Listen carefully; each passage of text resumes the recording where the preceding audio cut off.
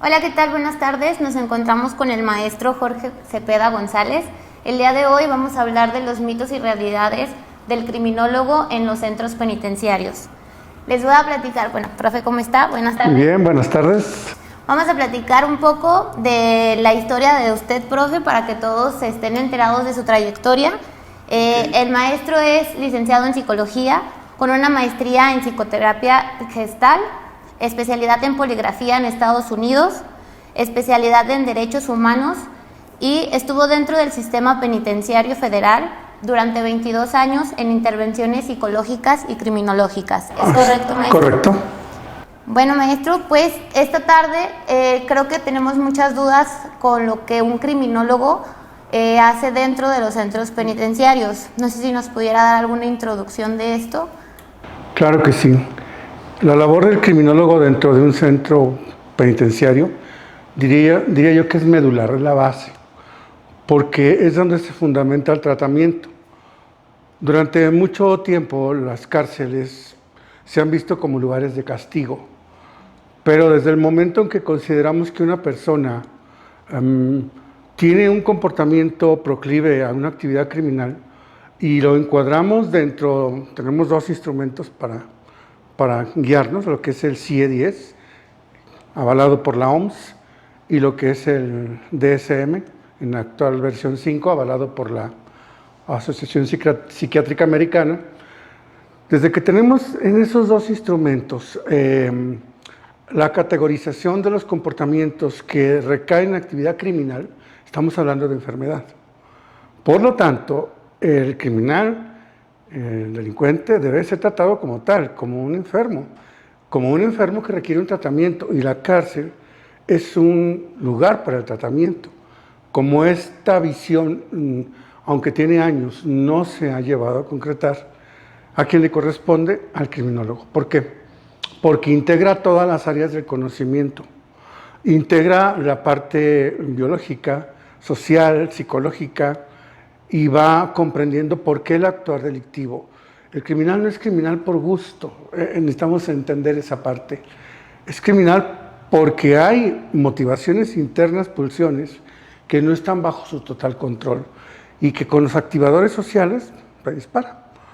Cuando está dentro de prisión, el criminólogo va a ser el eje moderador, el eje que va a integrar el conocimiento y va a guiar el proceso de tratamiento para regresarle a la sociedad una persona en equilibrio y para proponer a partir del conocimiento que de ahí se genere lo necesario para establecer los programas de política criminal en los gobiernos, en este caso en esta sociedad, y de esa manera trabajar en dos formas.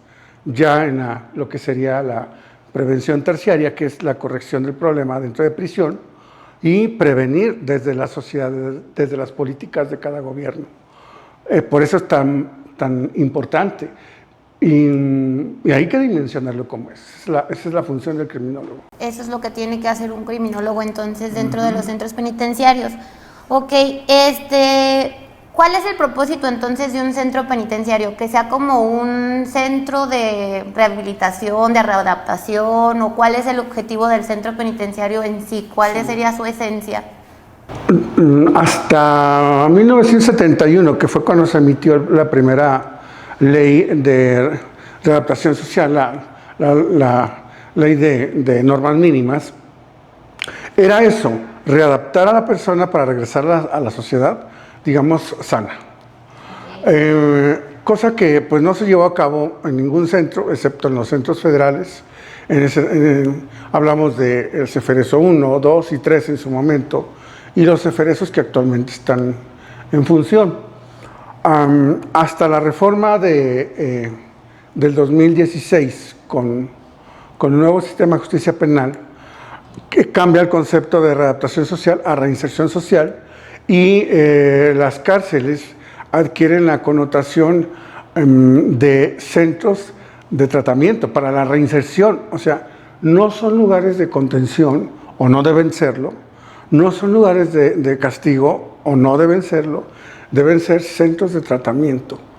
Pero para esto se requiere que cada uno de los trabajadores de esos lugares lo viva no solo desde la razón, sino desde el sentir, entender el por qué el humano que está en esa situación de prisión requiere ser tratado como persona y darle un tratamiento.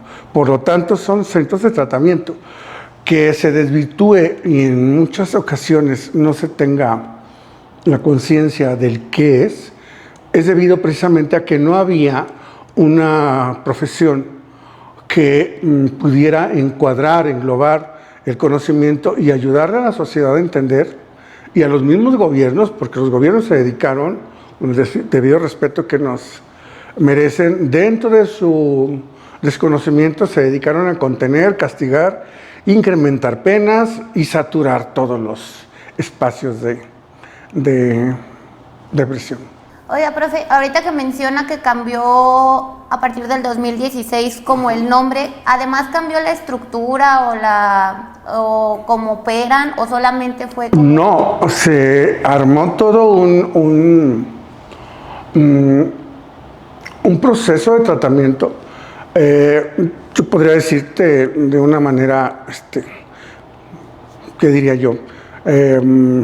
Pues orgullosa, porque me tocó participar en ese proceso de consulta donde el Poder Legislativo, Secretaría de Gobernación, hace ese sondeo nacional y se designan las comisiones para hacer la propuesta de cómo va a ser el tratamiento, tomando en cuenta los ejes rectores. Un eje rector son líneas específicas de abordaje para el problema de la delincuencia, del crimen, y que tienen como finalidad facilitar la reinserción. Hasta antes se contaba solamente con, creo que eran 3, que era trabajo, capacitación para el trabajo y educación. Eran las bases. En la reforma se agrega salud, se agrega derechos humanos, se agrega deporte.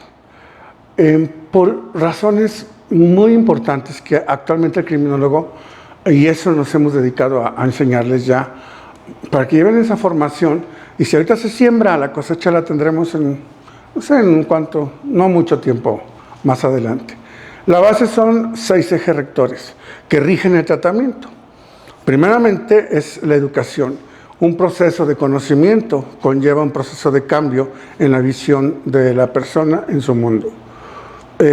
Trabajo, el generar, el sentirse productivo, el ser capaz de adquirir sus bienes y servicios, sentir la satisfacción de me compré esto, genera una repercusión en la cuestión de la autoestima, la autovaloración. El capacitarlo para que sea más hábil en los diversos trabajos, y esa capacitación no incluye te enseño a pintar, te enseño a... No, detecto tus capacidades, tus habilidades, en qué eres bueno, para qué se te da fácil, y entonces te enseño a desempeñar profesiones acordes a tu potencial. Y eso también recae en su autoestima y recae en esa capacidad de decir sí puedo. Y así nos vamos con cada uno de los ejes rector. La salud, desde la salud física, corporal, la salud psicológica, el entender y comprender una persona que entiende la importancia de la salud, se cuida, se quiere, se respeta y no se mete en nada que le implique un deterioro, que no sea con la intención pues de, digamos, algún medicamento, nada que lo dañe, en pocas palabras. En este rubro entraría lo que es la reinserción social, o sea, como prepararlo para que al momento de que él salga no se sienta como, ahora sí que pues esto es mitos y realidades, ¿no? La teoría siempre es que salen pues peor, ¿no? Es lo que se escucha en la comunidad, sí. Pues, pero no sé usted desde un punto profesional cómo lo vea.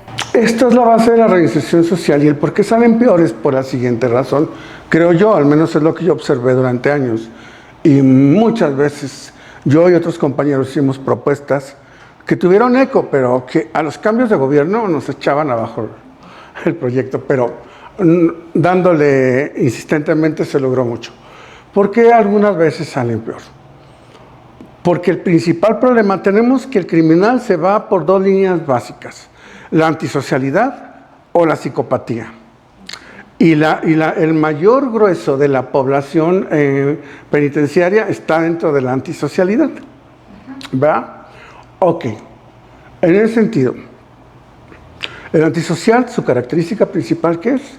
Conflicto con la figura de autoridad y una constante lucha con todo lo que son normas y reglas.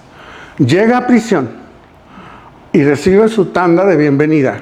Y no es una tanda de dinero, es una tanda de... la figura de autoridad es el custodio, es todo empleado que está ahí. Y si el custodio, el psicólogo, el médico, no entienden el sentido del respeto, entonces van a tratar de someterlo y él de sobreponerse. Y se va a dar una lucha. Una lucha constante, ¿no? Sale más resentido cuando sale de lo que entró. Hay un eje rector básico aquí, que es el eje rector de derechos humanos.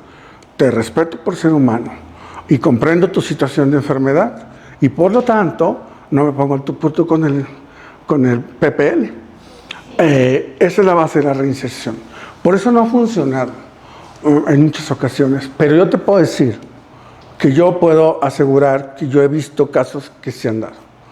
Por ejemplo, profe, ahí entraría el trabajo o la labor del criminólogo, ¿no? Al momento que llega el interno y como darle un estudio de a lo mejor este es poco tolerante con la autoridad o a lo mejor pues identificar cómo es la persona, si es el trabajo del criminólogo o quién se encarga más de... Sí, es el trabajo. El criminólogo va a hacer la integración del trabajo que hacen todos los demás, porque él va a tener la visión global y él va a entender por qué se perfiló como criminal.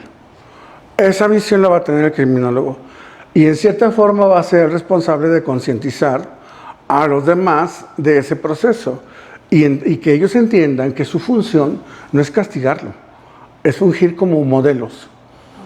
Porque modelos de aprendizaje, yo diría, y en mi opinión, los que deberían estar dirigiendo todo ese sector penitenciario y todo lo que es seguridad, tienen que ser criminólogos. Pues sí, ¿no? Porque entra como, tiene que ser el amigo del criminal, es lo que yo entiendo como criminólogo, ¿no? Le tienes que dar la confianza como para que no, es un tratamiento. No te vea como autoridad, como usted mencionaba. Es la base, o sea, yo me presento cuando me tenía que presentar como psicólogo, como psicólogo habilitado como criminólogo, porque en su momento pues también tuve una capacitación, una especialización en criminología, pero no como licenciatura.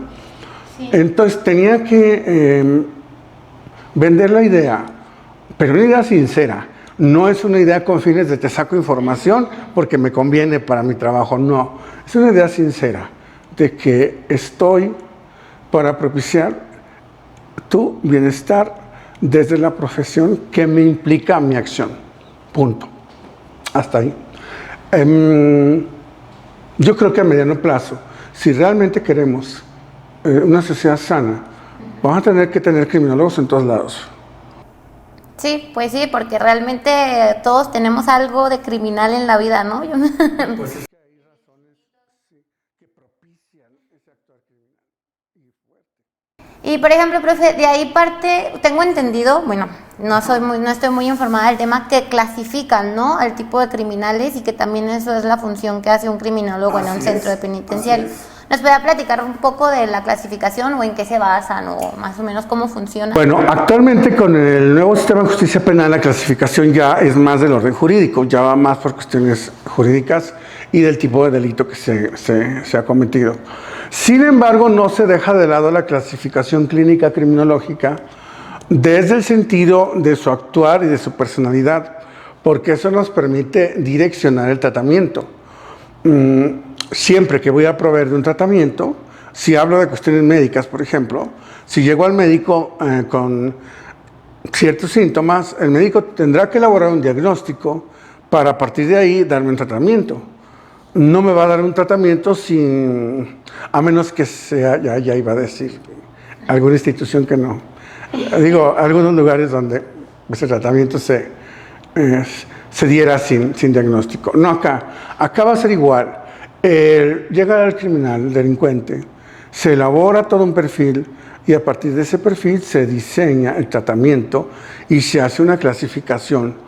Aun cuando la norma jurídica marca cierto tipo de clasificaciones en ese sentido, en la distribución interna de los centros penitenciarios hay que tomar en cuenta esa parte.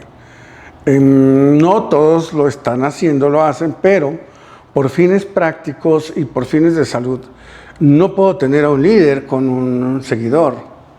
No puedo tener, no sé, algo que todos van a entender fácil. No puedo tener a un violador con alguien que se considera como alguien líder y que es el que busca y promueve el bienestar de los demás, porque ese rol algunos se lo asignan. Ya sabemos cómo le ver al otro, ¿verdad?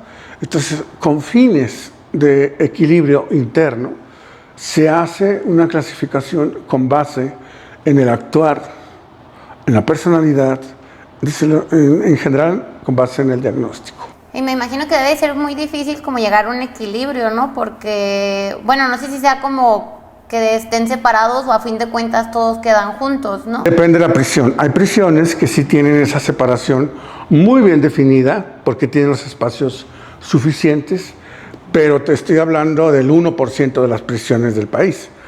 El grueso de la población penitenciaria pues viven todos en un mismo espacio y aprenden a respetarse. No es lo deseable que estén revueltos, pero no hay espacios. Ese es otro problema, uno de los principales problemas penitenciarios, la cantidad de población. Y justamente le iba a preguntar eso, la cantidad o las estadísticas de población en los centros penitenciarios, me imagino que sobrepasan el cupo al que están diseñados, o no se da tanto. Sí, mira, datos específicos, dado que no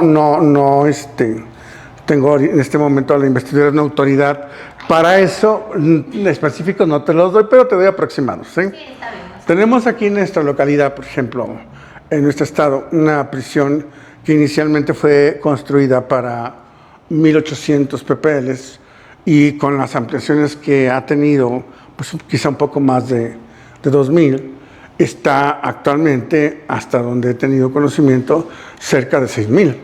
Entonces estamos hablando de un 300 o 400% arriba de la población que debería tener. Esto implica, esto neutraliza, paraliza, ata de las manos a las autoridades penitenciarias. ¿Qué pueden hacer? Yo digo, bueno, he tenido la oportunidad de platicar con algunos que trabajan con la función de criminólogo dentro de, y bueno, son 2, 3 para una población de ese tamaño. Bueno, tendríamos que decir, a ver, autoridad, necesitas al menos unos 20 criminólogos, 30, dedicados a hacer esa función. Sí, porque pues aparte de los criminólogos también, pues si detectas como de que falta espacio, pues ahí también, ¿qué hace un criminólogo? Pues adaptarse a lo que tiene, ¿no? El criminólogo tendrá que concientizar a la autoridad en ese sentido. No puede hacer nada en función del PPL. Podrá hacer los estudios que se le piden, que se le solicitan, y ser muy profesional para puntualizar la realidad de la persona. Pero su labor siempre va a ser hacer conciencia con la autoridad. En una actitud no de lucha, no, de aliado, porque él es parte de la administración, parte de la autoridad. Oiga, profe, y algo que a lo mejor a nosotras las mujeres nos intriga un poco es las PPLs femeninas, cómo se manejan, si hay diferencia o es igual, o en cuestiones así generales, ¿usted nos pudiera platicar un poco? Al menos en los centros femeniles de los que tengo conocimiento, la situación es muy distinta. ¿Por qué? Porque no hay sobrepoblación. Por perfil, la mujer respeta más el orden. Por perfil, la mujer no tiene un perfil criminal. Es muy raro. O por rebote, porque anda por ahí con alguna pareja que se dedica a este asunto y por rebote. Pero los perfiles de la mujer son muy distintos. Por lo tanto, y no tienden mucho a generar conflicto si se atienden sus necesidades primarias y básicas. Allí yo vería más bien por otro lado la situación de una mujer dentro de prisión, y es por su condición de mujer en el lado de la procreación, por ejemplo, en el lado de los hijos. Algunas de las cuestiones que yo platicaba en alguna ocasión con los grupos en CLEU, en esta licenciatura, es que es más sano retirar a su hijo a los 3 años, cuando ya, conforme lo marque la ley, 3, 5 años, retirar al hijo con su mamá que estuvo conviviendo con ella dentro de prisión, o sacarlo de una vez desde que nace, porque el impacto para la mamá y para el hijo, si nos ponemos en esos zapatos, creo que no es muy agradable. Y es algo que tendría que valorarse. Si hay amnistías para tantas otras cuestiones,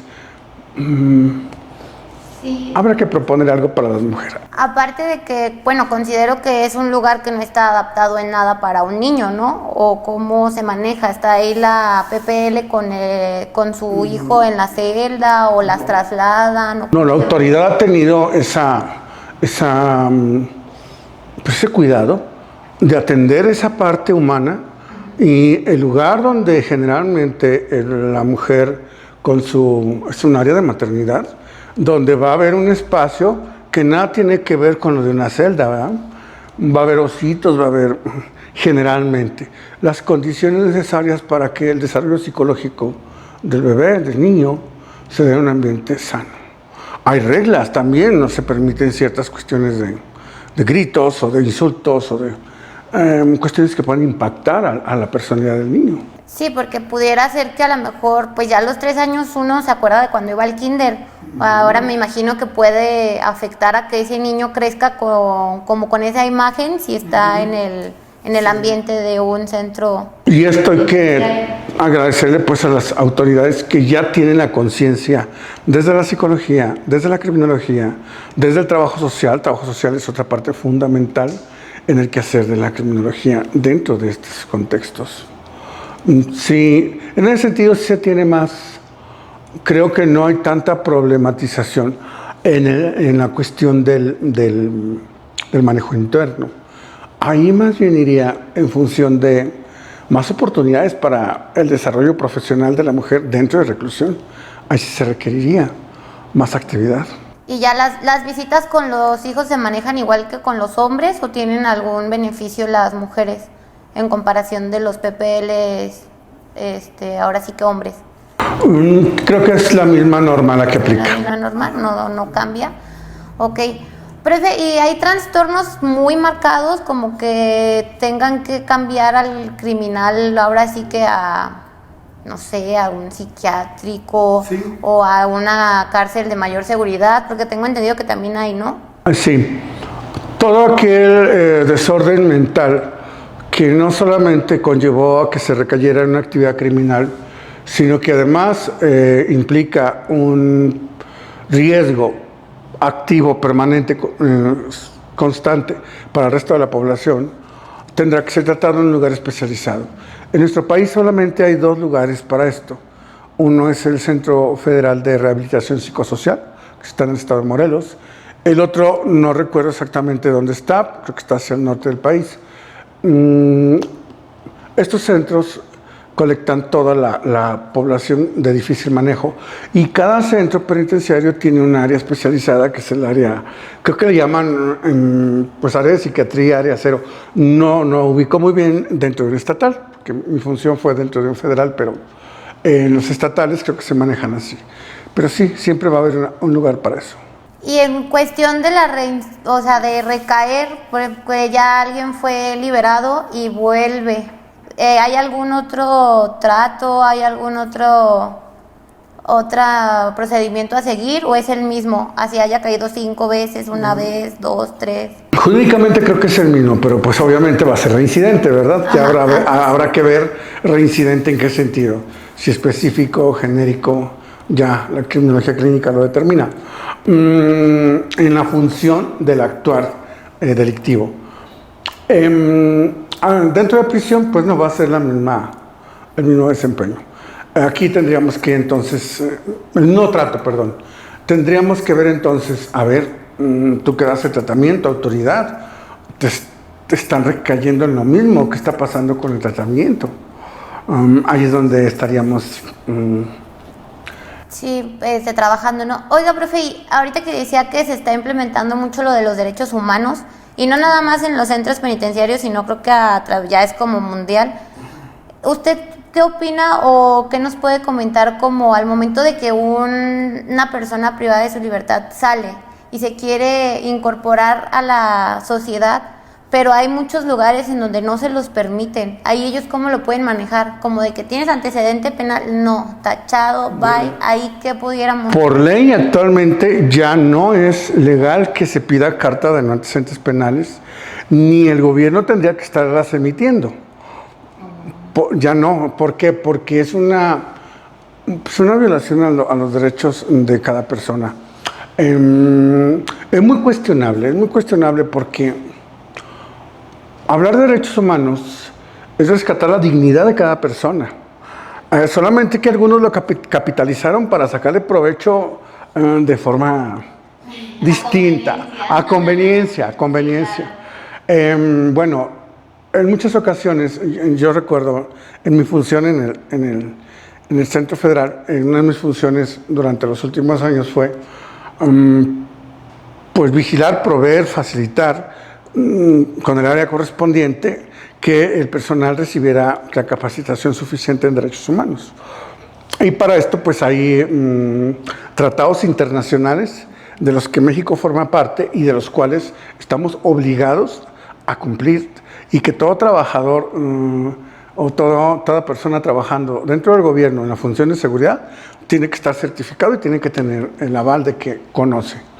En ese sentido, es algo contradictorio también, ¿no? Hasta cierto punto, porque no tendría por qué haber una obligatoriedad en derechos humanos si es que somos responsables de la acción que llevamos a cabo. Si yo profesional, supongamos que soy custodio, respeto la dignidad de la persona, si soy policía, respeto la dignidad del ciudadano y no abuso, pues no tiene para qué haber un órgano regulador que me diga, a ver tú, ¿qué estás haciendo? Entonces, si tenemos derechos humanos o un organismo, es porque no nos respetamos unos con otros. En función de autoridad-sociedad. Por eso es la situación compleja. Ahora, pues se capitaliza algunas ocasiones a conveniencia, como lo comentaba, ¿no? Por lo tanto, quien haga ejercicio de este derecho es porque sabe que lo que está haciendo. Ok, y por ejemplo, ¿un criminólogo cree que le pudiera llegar a afectar estar trabajando ahí dentro o conviviendo tanto con este tipo de personas, o por lo mismo se tiene que estudiar, tiene que prepararse, o cómo? Yo creo que lejos de afectarlo lo va a beneficiar mucho. Sí. ¿Por qué razón? Porque va a adquirir una visión de la existencia, del ser, de la sociedad muy distinta a la que habitualmente tenemos en una vida ordinaria, cotidiana afuera. Es increíble ver los movimientos, cómo se dan dentro de una prisión. Los movimientos internos son el reflejo de una sociedad.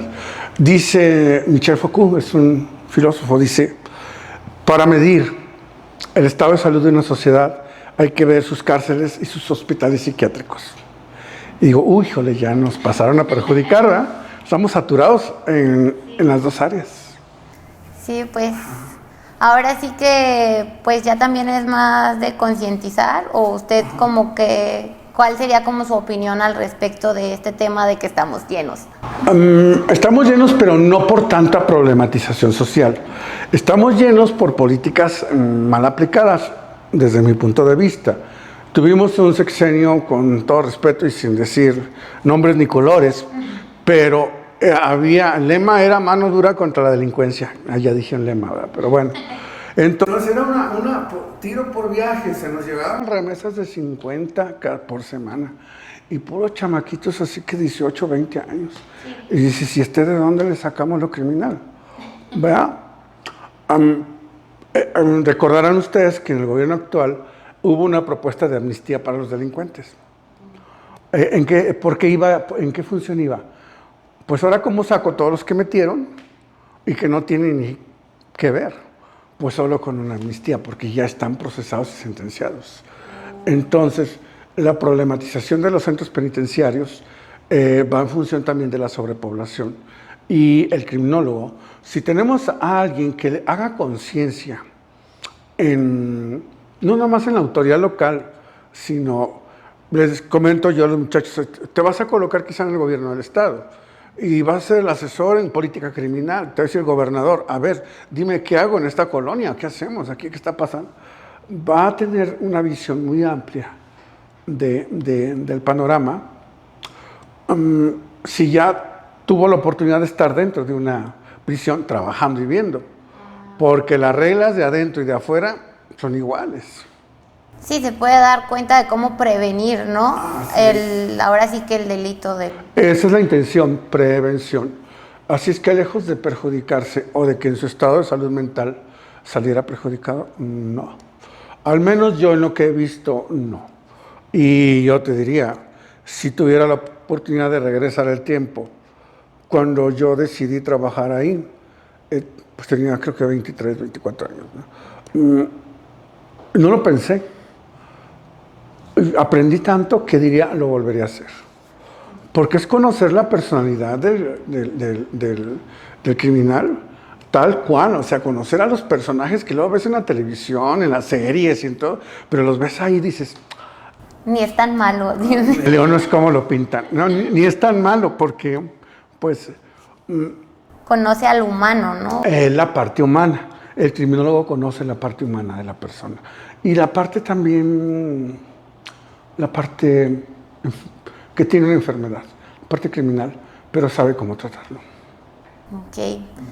Bueno, profe, pues no sé si usted guste agregar algo que crea que haga falta para que, pues ahora sí que los estudiantes comprendan un poco más de la función tan importante que tiene un criminólogo en los centros penitenciarios y en la readaptación social. Solamente diría que si están decididos a crecer, conocer y ser alguien que aporte, adelante sin miedo, van a sacar mucho más provecho de lo que pudieran sacar no sé, de la parte negativa. Algunos creen que una prisión es lo peor. No, están las personas que más necesitan ayuda. Pues sí, muy bonito mensaje, profe, y pues creo que por mi parte sería todo. Muchas gracias por su tiempo. Un gusto. Y pues ahora sí que ya saben, la maestría en criminología da inicio el 8 de mayo por si están interesados.